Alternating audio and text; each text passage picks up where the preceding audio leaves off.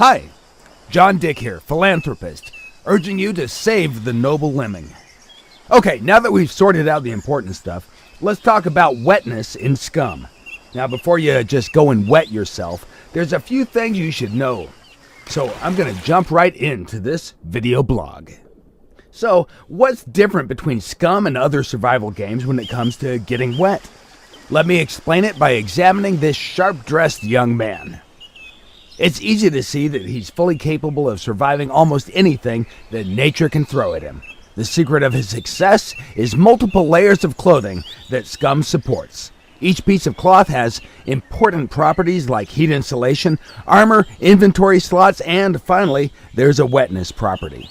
All of these parameters are defined by material, meaning that a flannel shirt will perform differently than a leather jacket. As you can see from the inventory perspective, there are groups of layers per body region. The top group is assigned to the character's head, the middle one covers the torso area, while the bottom part is for legs and feet. By stacking layers of clothing, you combine their parameters in the same way you would do in real life. When it comes to layered clothing, your grandma was right. It helps you to adapt to any weather condition possible. So how can you get wet in the game? The most obvious way is by sweating. While performing tasks, the body will heat up.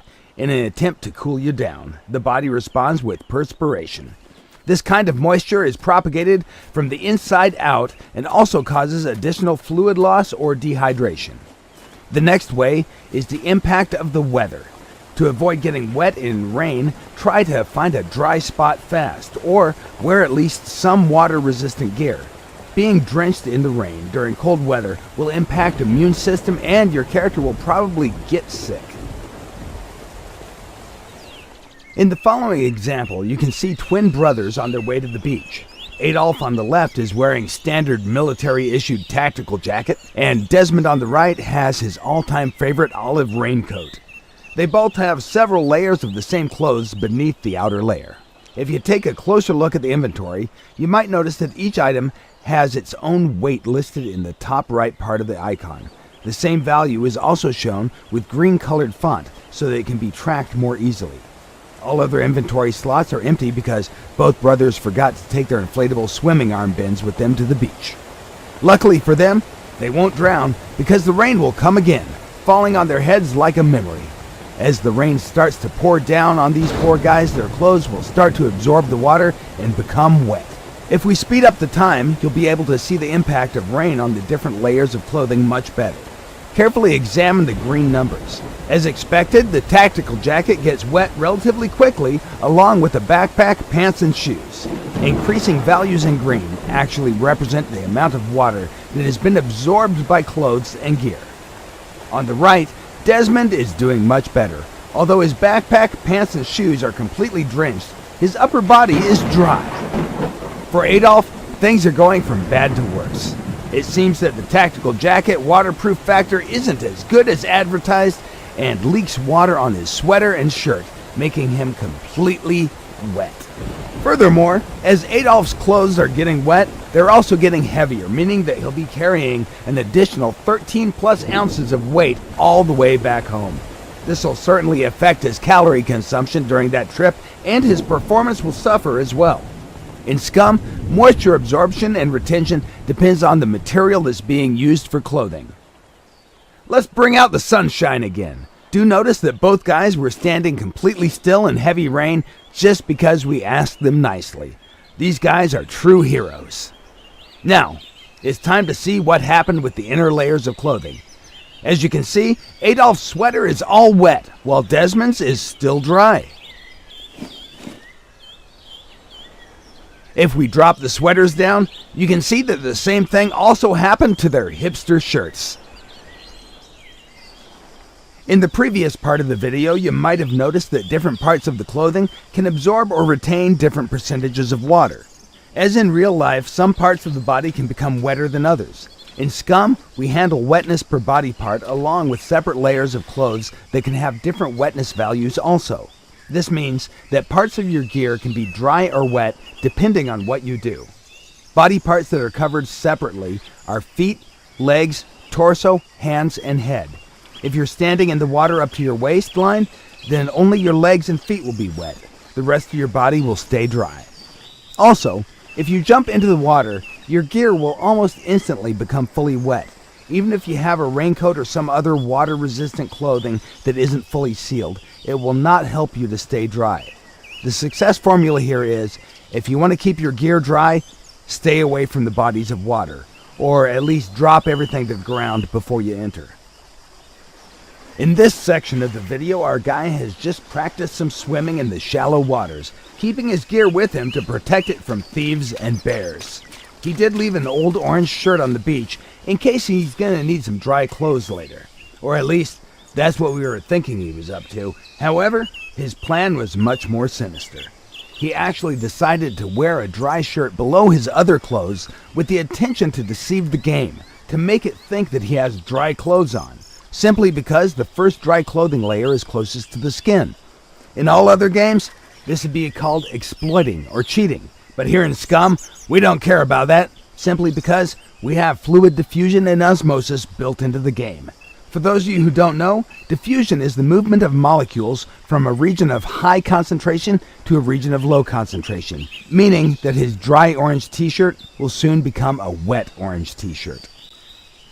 After everything you've seen so far, if you still think that it's okay to jump into deep water with all your gear on, take a moment to see what happened to our dear Adolf last year. That particular summer day, he was showing off at the pier. He accidentally fell into the water along with his traveling backpack on his back. To make things even worse, the backpack was full of his mother's lingerie. The next thing you know, all that stuff simply pulled him directly to the bottom. The only way to survive in this kind of situation is to drop excessive weight until the buoyancy pulls you up. The amount of gear that your character can carry while swimming largely depends on your swimming skill and stamina. Sooner or later, you'll become tired and most likely you'll sink. It's as simple as that.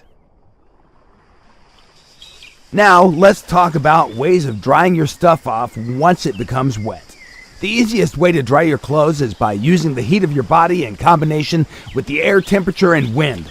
This is particularly useful during the summer when wet clothes keep you cool and safe from the excessive sweating and dehydration. Also, it's good to know that if you keep moving, your body will get warmer and you'll dry your clothes faster.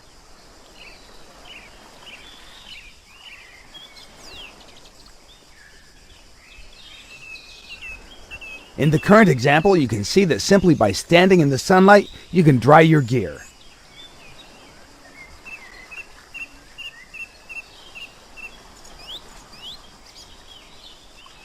Also, you can see that the helmet has dried much faster than the backpack because they're different materials.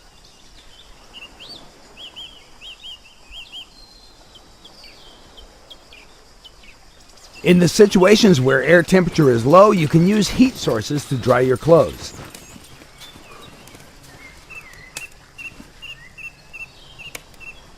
How fast something will dry depends on many factors, such as the material type. Items that conduct heat better will be dried faster. The amount of water absorbed. If more water is absorbed, it takes more time for clothes to dry. Relative humidity. If humidity in the air is high, drying gets slower and dry clothes can even get wet. Wind helps a lot in drying by carrying the water vapor away, preventing any concentration of moisture on the clothes. Air temperature. Higher temperatures will help to dry clothes faster. Then the number of wet layers stacked. Keeping wet clothing stacked on you is bad, and it slows down the drying time significantly. In the current example, the player is using fire as a heat source to dry his clothes. Notice how the distance from the fire source influences the speed of his drying clothes.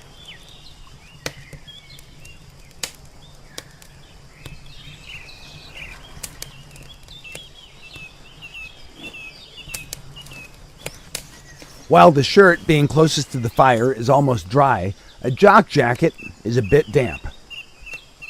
On the other hand, pants that were on the character the whole time are still fully wet since they were far away from the heat source. To reduce drying time, keep your wet clothes spread near the heat source. Also, if you don't have any spare dry clothes, make sure not to freeze to death while waiting for your clothes to dry. Okay, for now, this is more or less everything you need to know about wetting yourself in SCUM. All that you've seen is still a work in progress and is subject to change. In the future, we plan to improve things even more, add some new ways of getting wet, but you can also find your own ways by being a creative player. We hope that you've enjoyed watching this video. Be sure to follow SCUM on Steam, Facebook, Twitter, and our development blog, www.scumgame.com.